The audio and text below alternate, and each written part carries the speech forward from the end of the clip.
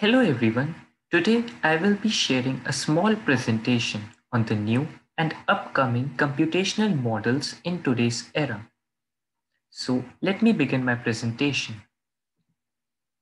So before going on to the computational models, we must first understand what is computing. Computing is any goal-oriented activity requiring, benefiting from, or creating computers and algorithmic processes. It has become a very important and an integral component of modern industrial technology. It basically includes designing, developing, and building both the hardware and the software components. It also includes processing, structuring, and managing the various kinds of information and data available to us. Also, it helps us in doing scientific research on and within the computers. So, we have these four basic models of computing. The first one is von Neumann model, also known as instruction driven model. It basically consists of a control unit, an arithmetic and a logical memory unit ALU, registers, and inputs and outputs. This design is very prominent even in most of the computers produced today. Second is pattern driven model. For example, artificial intelligence. It basically utilizes analysis patterns to help analysts model the relationships between data domains and machine domains and select available analysis models under the guidance of measurable analysis goals. The third computing model that we have is data driven model. A data driven model is based on the analysis of the data about a specific system. The main concept of data-driven model is to find relationship between the system state variables such as the inputs and outputs without much knowledge of the physical behavior of the system. It is mainly used in fields like machine learning and soft computing. The fourth kind of computing model that we have is natural computing, which the examples of natural computing are molecular computing and quantum computing. So basically, in today's presentation, we'll be focusing on natural computation. Now imagine a world where computers can create new universes, and within these universes, there are natural forms that can reproduce, grow, and adapt. Imagine natural patterns, mountains and colonies, immune systems, and brains all learning and evolving and becoming increasingly more adapted to the environment. Just think, if our computers could contain these new form of lives, how would this affect our lives? Maybe we could automatically create house and music design, new forms of protecting computers against invaders, new forms of solving complex problems, new organisms, and new forms of computing. This is what is natural computation in today's era. So basically, it is the study of the models of computation inspired by biological systems. It is a major source of inspiration in two ways. Firstly, natural phenomena can be translated into computing paradigms, and secondly, the natural processes can be used as carriers of computational operation. The best part about this natural computing is that the best solution emerges rather than being designed. So, within this natural computing, we will be learning about these four major computations. Firstly, DNA computing, secondly, membrane computing, thirdly, tissues, P systems, which we will be covering within the membrane computing itself. Fourth, which is also known as the heart of this natural computing, the cellular automata. These approaches in natural computing mainly use the methods of formal language theory.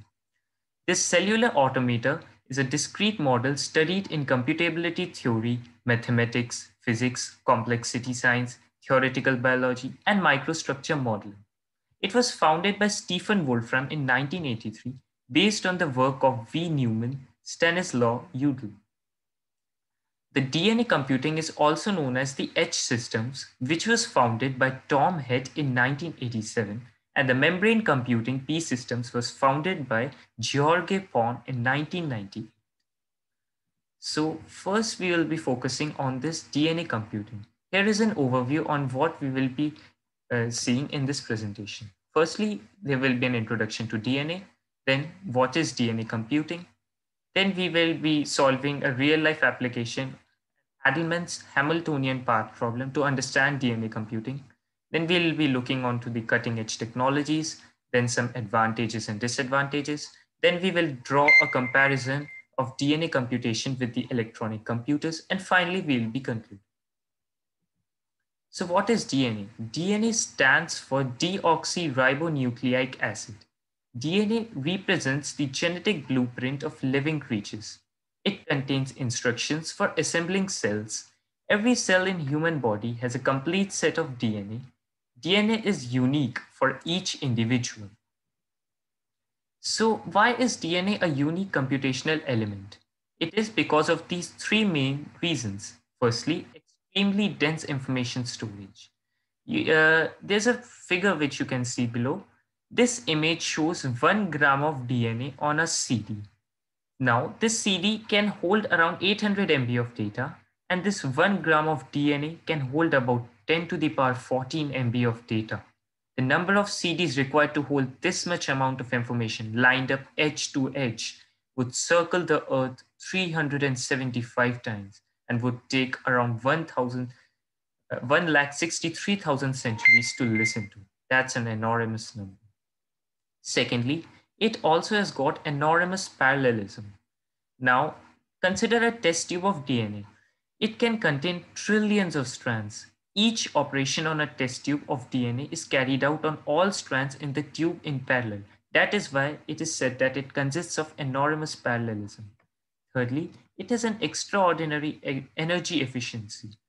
A famous scientist, Adelman, figured that his computer was running around 2 into 10 to the power 19 operations per joule.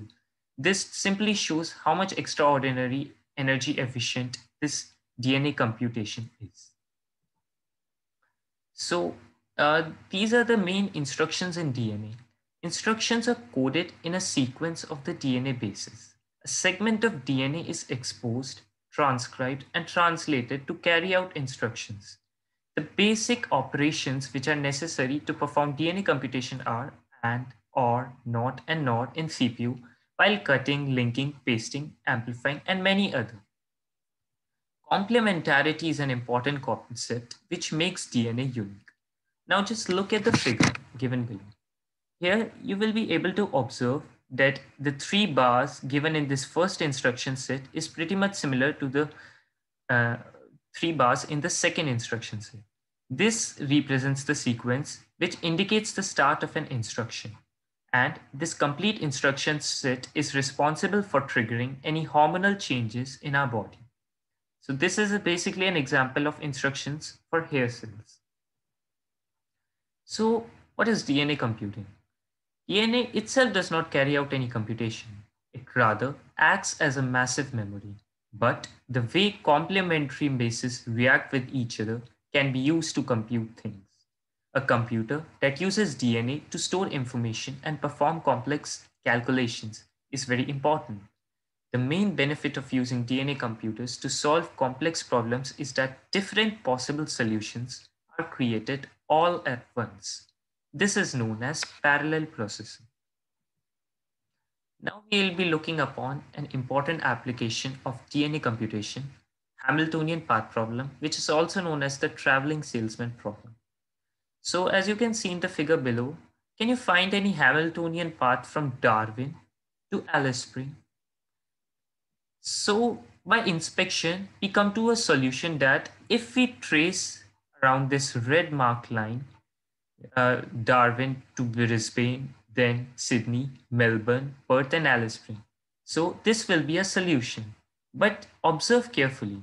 There is no deterministic solution to this problem. That is, we must check all possible combinations. Now this is a very tedious task. But if we are making use of DNA computation, we'll be able to solve this problem in just seconds. Now let us see what processes we have to follow for this DNA computation.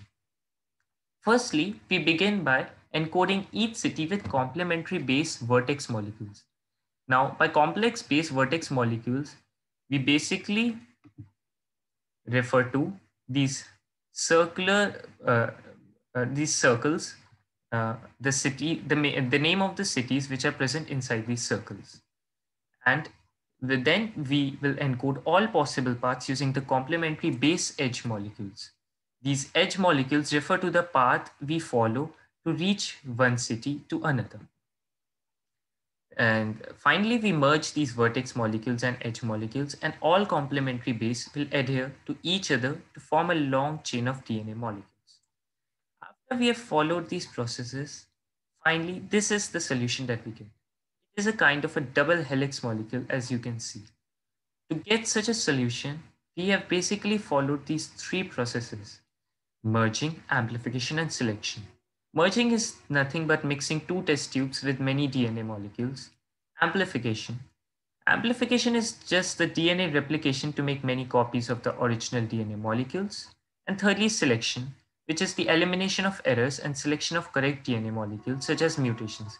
Mutation means any alteration while finding a solution could result in any error. So, to eliminate the error, we follow this process. Now, talking about the future use, the algorithm used by Adelman for the traveling salesman problem was simple. As technology becomes more refined, more efficient algorithms may be discovered. DNA manipulation technology has rapidly improved in recent years, and future advances may make DNA computers more efficient. There's a university, Wisconsin, which is experimenting with chip-based DNA computers, which are unlikely to feature word processing, emailing, and solitaire programs. Instead, their powerful computing power will be used for areas of encryption, genetic programming, language systems, and algorithms, or by airlines wanting to map more efficient routes. Hence, better applicable in only some promising areas. So it definitely has several advantages and disadvantages. It massively is a parallel processor, which are very good to solve non-deterministic polynomial problems such as DNA analysis and code cracking. Plus, it also is small in size and power consuming, which is a major disadvantage. So it requires constant supply of proteins and enzymes, which are very expensive. Errors occur frequently, and errors increase the amount of DNA solutions needed to compute. Application specific manual intervention by human is required. So, majorly, it has got several disadvantages. Now, if we compare it to an electronic computer, at present, not competitive with the state of the art algorithms of electronic computers. It is only capable of small examples of HDPP, which is the Hamiltonian directed path problem, which we just solved right now. But what is the reason behind it? For n vertices, we require 2 to the power n molecules, which is a huge number. This is really time consuming. Good computer programs that can solve HSP for 100 vertices in a matter of minutes are already present. So no universal method of data representation is there. So we can conclude that many issues to be overcome to produce a useful DNA computer. It will certainly not replace the current computers because it is application specific, but it definitely has a potential to replace the high-end research-oriented computers in future. Hence, we come to the conclusion of this DNA computation. Now, secondly, we move on to membrane computing. Now, when we talk about membrane computing, certainly we have a lot of questions that come to our mind. For example, is this living cell computing? Can we abstract a computing device from the cell structure and functioning? How computationally powerful is this device? Is it possible to implement computations in living cells? So I'll try to answer all these questions in my next slide. Living cells have usually a large number of compartments hosting a huge variety of biochemical reactions. MC is an area within CS that seeks to discover new computational model from the study of the biological cells, particularly the cellular membranes. It is basically a generalization of DNA computing. Within different regions of space difference, but not unrelated computations can be performed. So this very much defines that the living cell that we are using can be used for computation as well. Now, secondly, biologically inspired but a computational rather than a biological model, it identifies an unconventional computer model called P system. Membranes organized as Venn diagrams, tree structure, where one membrane contains other membranes. Dynamics of the system governed by the set of rules associated with each membrane, and the rules specify how objects evolve or move into neighboring membranes, how membranes can be dissolved and divided. So there are certain rules which are used in non-deterministic maximal parallel manner, define transition between configuration. Each system can be used as acceptor of configurations or generator.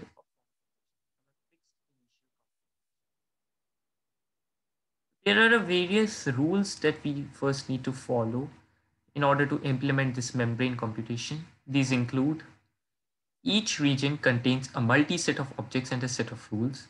The objects are represented by symbols from a given alphabet. We start with an initial configuration, an initial membrane structure, and some initial multi-set of objects placed inside the region of the system. This is how we initiate our process. Then we move on to applying the rules in non-deterministic maximal parallel manner in each step, each region, each object that can be evolved according to some rule. Now, a computation is said successful if it halts, that is, if it reaches a configuration where no rules can be applied. Otherwise, the process continues until it comes to a halt. The result of a successful computation may be the multi-sets formed either by the object contained in a specific output membrane or by the objects sent out of the system during the computation. A non-halting computation yields no results. This is the case of an infinite loop.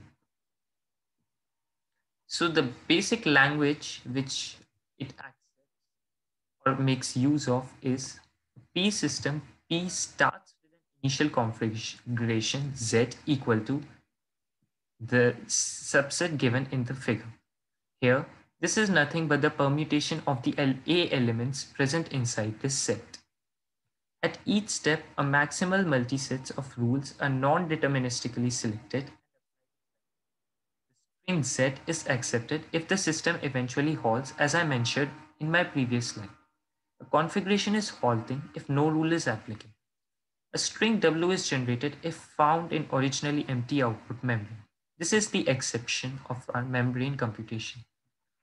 On the right hand side, you can also see some examples that I have given which make use of this language.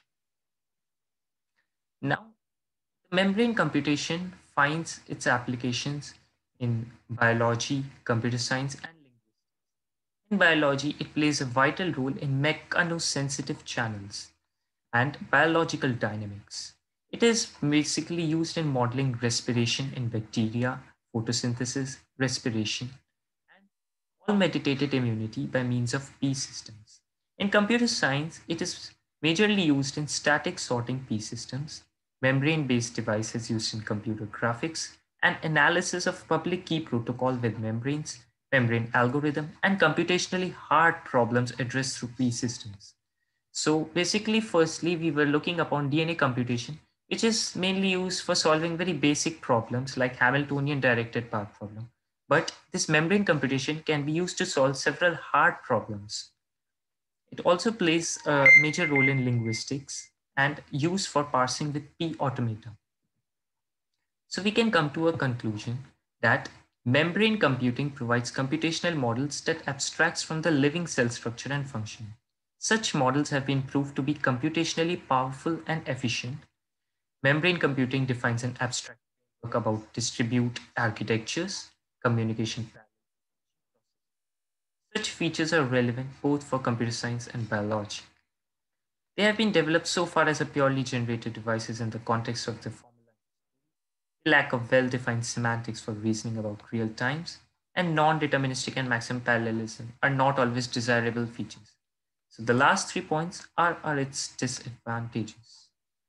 Hence, but we can conclude that it is much better than the DNA computation, but still it has its shortcomings.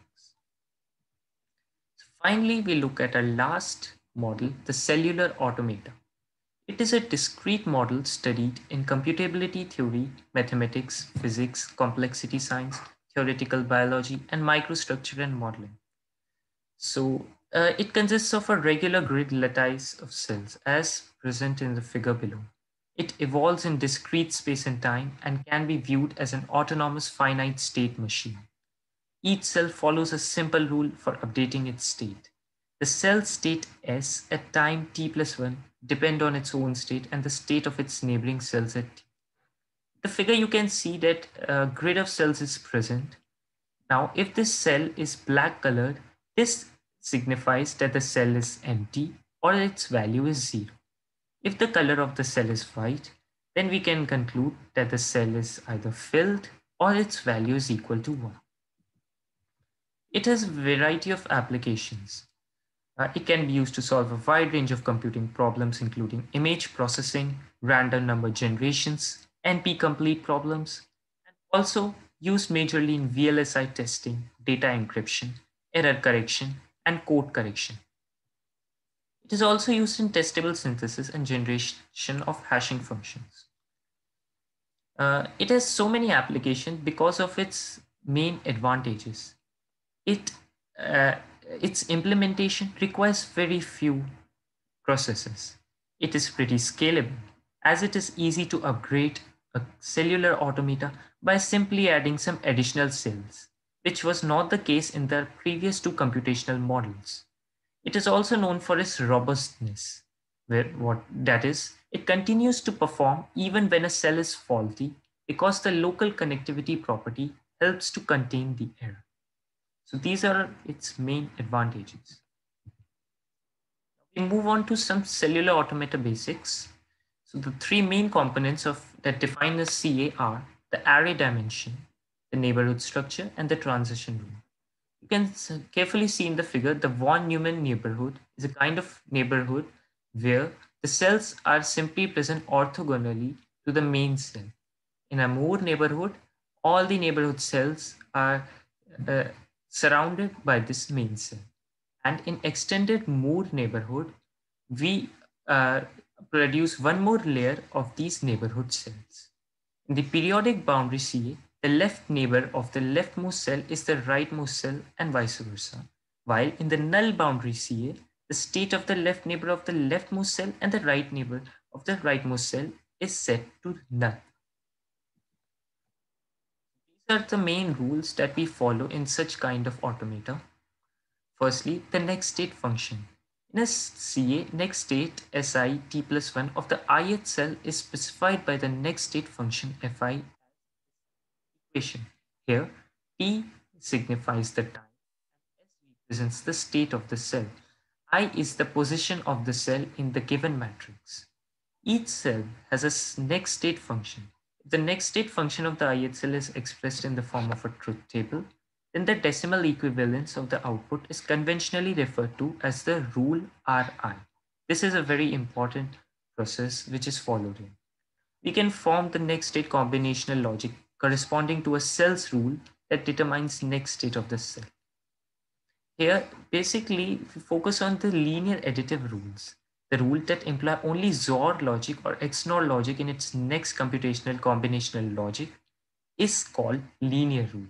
Otherwise, it is a non-linear rule. We have around 256 rules in computation, out of which the 14 rules given below signify the linear or additive rules. Now, before coming to the end of the presentation, I will look upon a very interesting application which is also called John Conway's Game of Life. It is a kind of a 2D cellular automata system. Here in the figure, you can see each cell has 8 neighbors, 4 adjacent orthogonally, while 4 adjacent diagonally. This is called the Moore neighborhood. Simple rules executed at each time step are live cell within 2 or 3 live neighbors survives to the next round. That is, if a live cell consists of around 2 to 3 live neighbors, it will be carried on to the next process. Otherwise, if it has 4 or more neighbors, it will die due to the reason of overpopulation. If it has only 0 or 1 neighbor, then it will die of isolation. An empty cell with exactly 3 neighbors become a live cell in the next round. So basically, what we have seen in this kind of computation is that It is basically used to provide structural knowledge level through the initial configuration of the system evolved. It also provides generative knowledge level by the transition rule to generate next dataset of the system. Hence, that this is the reason that this is also known as the heart of the computation. So we can conclude that the cellular automata is by far the best computational model present in today's era. So we come to the end of our presentation. Hope you understood the concepts. Thank you.